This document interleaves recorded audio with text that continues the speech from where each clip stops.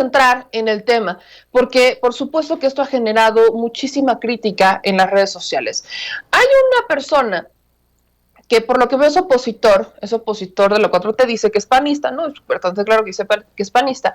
Y el título del programa del día de hoy es justamente cómo es que los panistas o la oposición trae este discurso en contra del discurso del presidente López Obrador del sábado.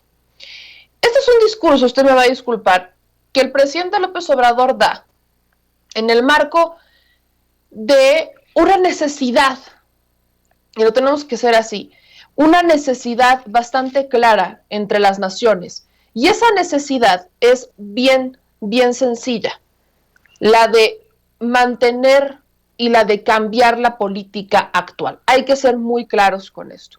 Mientras el presidente estaba conmemorando o estaba dando ese discurso para el aniversario del natalicio de Simón Bolívar, algo que también fue muy criticado porque empezó la derecha y empezó Felipe Calderón y todo eso a decir, nunca habíamos visto que en la historia se conmemorara en México el natalicio de Simón Bolívar, cosa que pues cada gobierno sabe a quién conmemora y a quién no, pero estamos hablando del Libertario de América. Entonces, bueno, quizás sí tenemos un poquito que reconocerle a Simón Bolívar. Para Felipe Calderón me queda claro que no, porque de libertades solo sabe la que él tiene.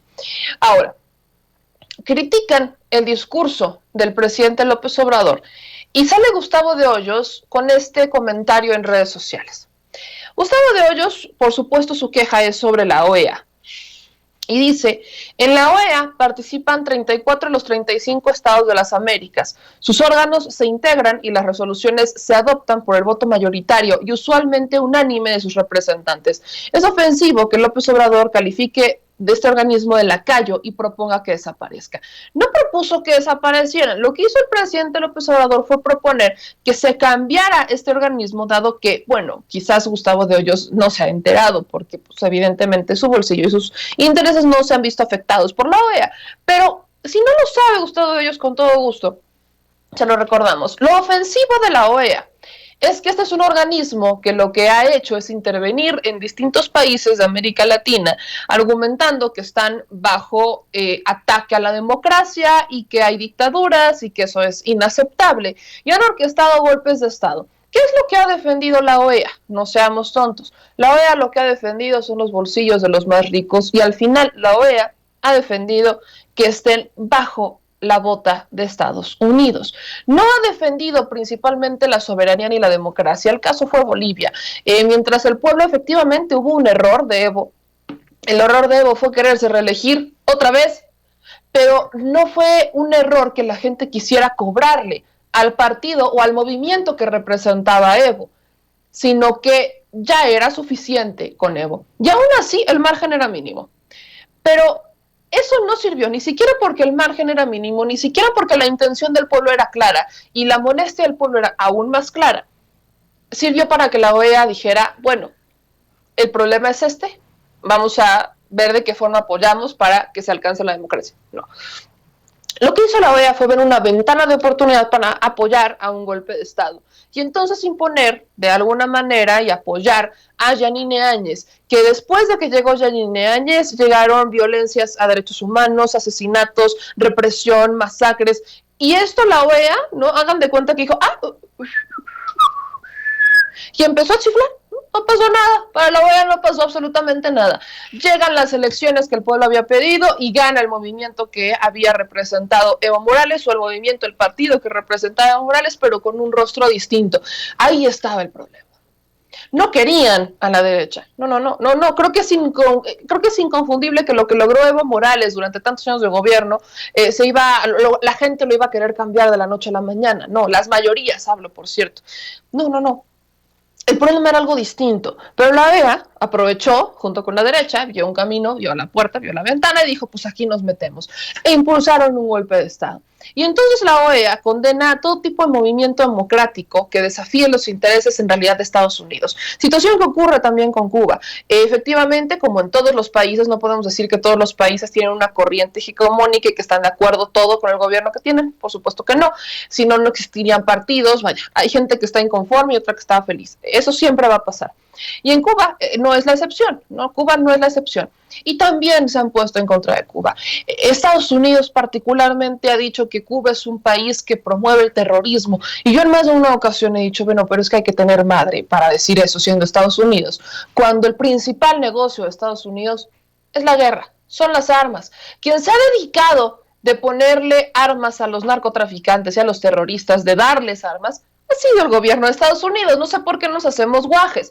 Han sido los empresarios que están financiando a los gobernantes en Estados Unidos y no podemos decir que eso no es cierto, porque tampoco es como que se niegue o como que no sea transparente. No, lo peor del caso es que son tan cínicos que es algo que se sabe, es algo que se ha documentado y es algo que ellos tampoco van a negar. Entonces, esto, por cierto, también lo abordó el presidente en este discurso, ¿no? El presidente, y creo que es muy puntual, cuando habla de la relación entre México y Estados Unidos y dice que, de hecho, México es el principal productor de partes que se van a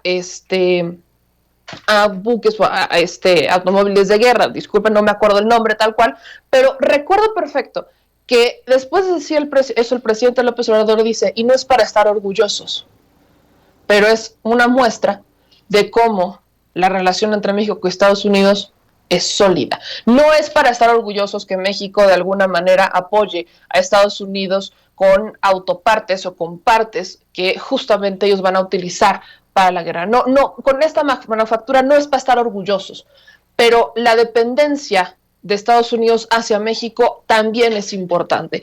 Y esto ha pasado inadvertido por muchas personas. Esta parte del discurso, esa parte quizás nadie la retoma porque no les conviene, pero creo que es lo que justamente está evidenciando lo que ha pasado durante muchos años. Y en realidad, todo el discurso del presidente López Obrador de este sábado fue un discurso que llamaba a la unión, un discurso que llamaba al pese a la diferencia entre unos y otros, lo importante aquí es que nos respetemos. O sea, no es lo que aquí no, vaya, vamos a dejarlo en un segundo punto, no es tema si estamos de acuerdo con la revolución cubana, no es tema si estamos de acuerdo o no con los movimientos en Venezuela, eso no nos compete. Lo que nos compete es respetarnos entre naciones y respetar nuestras soberanías. Y de ahí va la molestia. ¿Cuántas veces hemos visto que Estados Unidos dice algo y entonces cierto grupo mexicano, sobre todo de derecha, Gustavo Adolfo, bueno, todos ellos, despiertan y dicen, es que Estados Unidos lo dijo, lo tienes que hacer? ¿Por qué? Porque Estados Unidos lo dijo. Pero ¿quién es Estados Unidos para decirme a mí qué hacer? Estados Unidos, güey. Y ese es el argumento, pues Estados Unidos. Pero, ese es un país, yo soy otro, que Estados Unidos. O sea, como si de forma ciega tuviéramos que hacerle caso a Estados Unidos, cuando somos un país que, por si se les ha olvidado, hace muchos años peleó por su independencia y la Revolución Mexicana. Entonces, se les olvida esta parte de la historia y muchos de ellos son historiadores. Por eso rescato todo esto, porque la molestia, la verdadera molestia que está sobre la mesa es la molestia del por qué México puede llegar a ser mejor que otros. Hay personas que no creen que México o que otros países en América Latina tengan la capacidad de ser autosuficientes y existe todavía esta visión paternalista de que hay países mejores que otros, hay países de primera y hay países de segunda, y hay que ser honestos, los países que consideran de primera son los países que, si han sido considerados así, es porque han explotado a los países que consideran de segunda, cosa que es completamente ilógica, porque en realidad ellos no serían quienes son sin la manufactura y sin la mano obrera de otros países y sin los recursos naturales de otros países. Si esto es algo que no logramos dimensionar, si esto no es algo que no logramos entender, entonces no sé en dónde estamos. Por eso quiero justamente rescatar lo que más les ha molestado, porque cayeron en muchas desinformaciones y cayeron en muchas noticias falsas. ¿Y cuál fue la desinformación y cuál fue la noticia falsa? Que según no sé quién se le ocurrió a la tía Lili Telles o a la tía Claudia Ramírez, que no saben unas instituciones para hablar de la materia, que el presidente López Obrador había propuesto darle un premio al presidente de Cuba. Y no.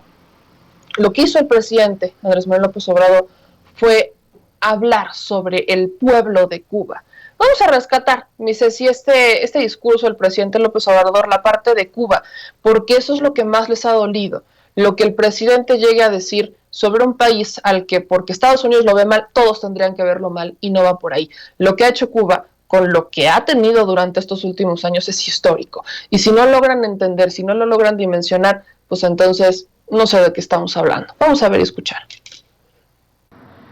Desde aquel tiempo, Washington nunca ha dejado de realizar operaciones abiertas o encubiertas contra los países independientes situados al sur del río Bravo.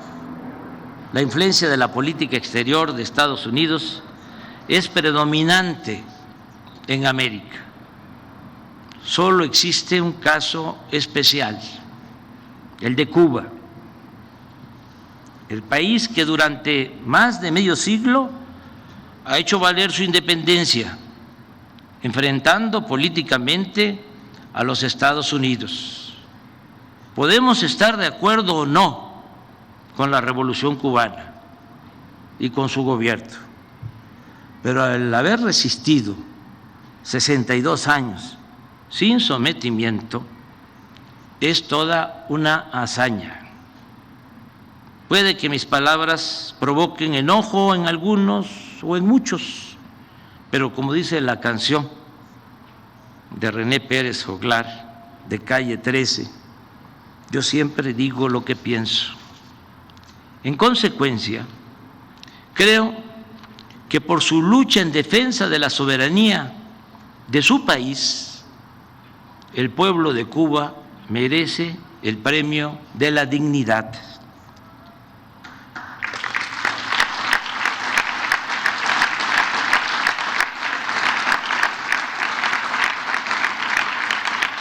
Y esa isla debe ser considerada como la nueva Numancia por su ejemplo de resistencia.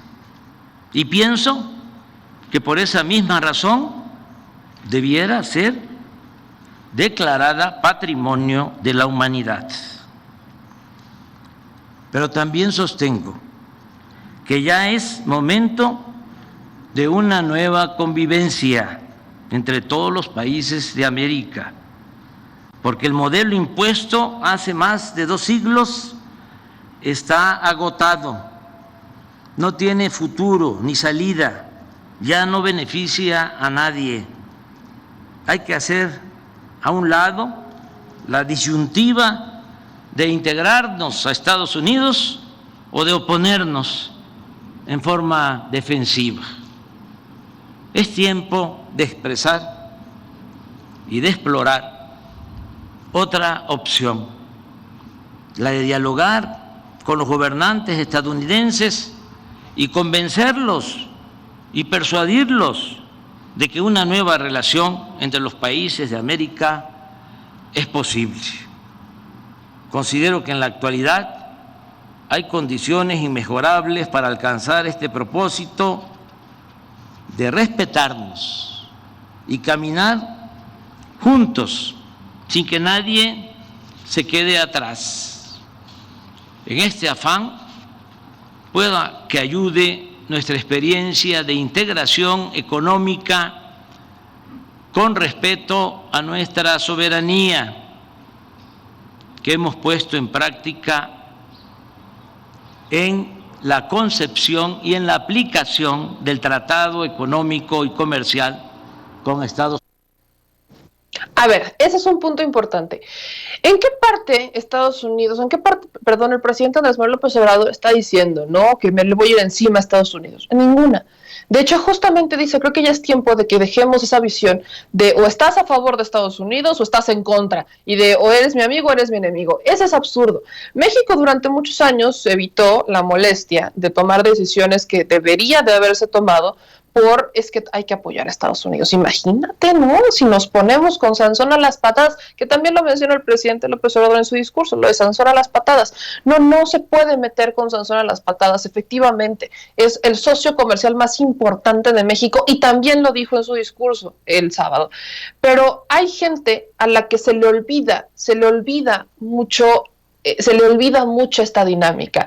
Y aunque México, por supuesto, tiene que cuidar esta relación, no puede estar volteando al otro lado y decir, es que en otros países no pasa absolutamente nada y porque yo tengo que cuidar solamente a Estados Unidos porque es mi socio comercial número uno, pues nada más. No, aquí hay cosas que por supuesto se tienen que ir cambiando y este posicionamiento que hace el presidente López Obrador, por supuesto que también da mucho de qué hablar, porque empiezan las críticas de primero que se ocupe de su país y después de que hable de los demás. Ok, pues ¿qué creen que está haciendo el presidente Andrés Manuel López Obrador?